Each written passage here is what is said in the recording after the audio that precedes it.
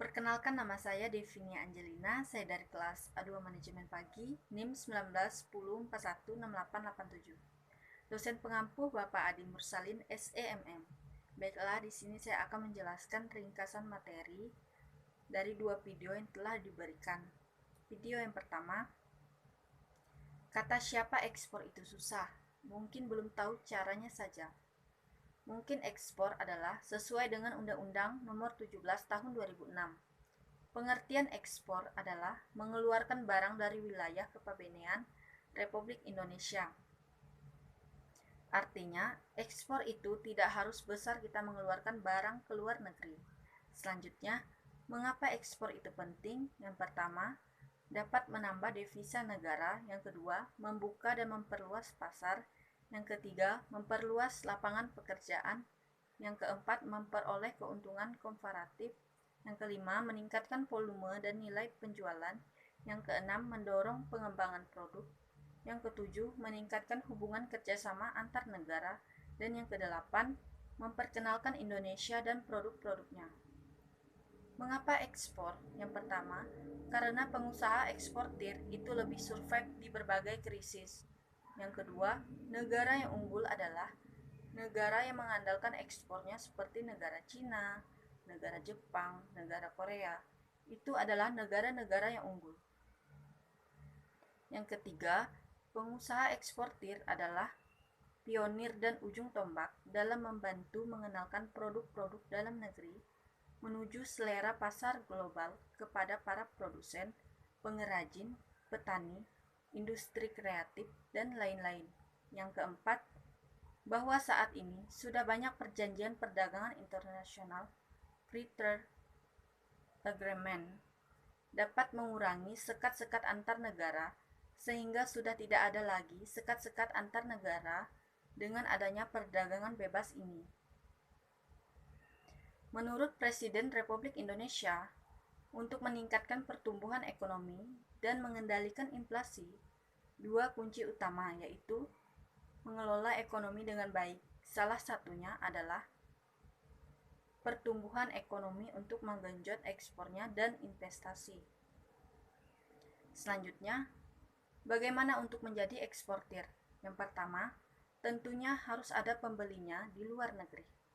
Dan yang kedua, ada produknya yang akan dijual, itu adalah poin utama.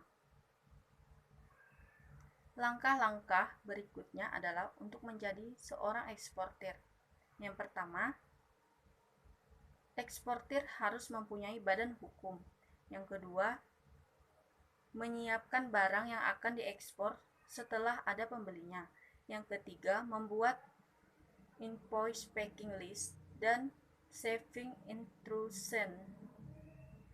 Yang keempat, sertifikat halal untuk negara-negara muslim. Yang kelima, menyerahkan invoice packing list itu ke kurir, saving agent, dan powder. Yang keenam, terbit pemberitahuan ekspor barang dari bea cukai dan juga nota pemberitahuan ekspor atau NPE. Yang ketujuh, phytosanitary sertifikat dan fumigation sertifikat untuk produk pertanian. Dan yang kedelapan, pembuatan sertifikat of origin menggunakan VAP dan juga invoice packing list. Selanjutnya, video yang kedua, cara ekspor barang untuk pemula. Yang pertama, cara UMKM ekspor ke luar negeri. Jika ekspor kecil bisa melalui marketplace seperti Shopee. Tetapi jika melalui Shopee memang memiliki keterbatasan, misalnya saja negara tujuan yang di-cover Shopee pada saat ini baru Singapura, Malaysia, dan Filipina. Selain itu, hanya bisa ekspor yang ukurannya relatif kecil. Jika ekspor skala besar, memang harus dilakukan sendiri. Selanjutnya, cara menjadi eksportir. Yang pertama, bisnis harus terdaftar dulu di badan usaha seperti CV, firma, dan PT yang mempunyai NPWP dan izin usaha resmi. Yang kedua, untuk mempermudah proses ekspor, pastikan informasi konsisten supaya berjalan dengan lancar. Yang ketiga, jika sudah mulai ekspor, maka wajib memberikan laporan realisasi ekspor rutin kepada dinas berindak dan instansi terkait setiap 3 bulan. Laporan tersebut juga harus disahkan di Bank Devisa dengan melampirkan surat pernyataan seperti tidak terlibat tunggakan pajak, tidak terlibat tunggakan perbankan, dan juga tidak terlibat masalah kepabean. Jika masih ragu ekspor sendiri, bisa cari mitra eksportir dengan bagi hasil.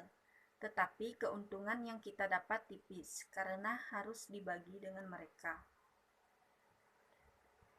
Selanjutnya, sebelum menjadi eksportir, ada 2 hal yang harus diperhatikan, yaitu yang pertama, harus cek daftar barang yang dilarang atau dibatasi ekspor. Dan yang kedua, ada syarat tambahan untuk makanan dan minuman. Strategi untuk mendapatkan pembeli yaitu yang pertama, tentukan negara tujuan, yang kedua, siapkan marketing gate, yang ketiga, tentukan harga yang tepat, yang keempat, memiliki website, yang kelima, mengikuti pameran, yang keenam, memanfaatkan fasilitas pemerintah, dan yang ketujuh, aktif mencari pembeli. Tahap-tahap ekspor dengan menggunakan letter of credit. Yang pertama, proses pembuatan kontrak penjualan. Yang kedua, proses pembukaan letter of credit. Yang ketiga, proses pengiriman barang. Dan yang keempat, proses pencairan uang. Sekian video saya ucapkan terima kasih.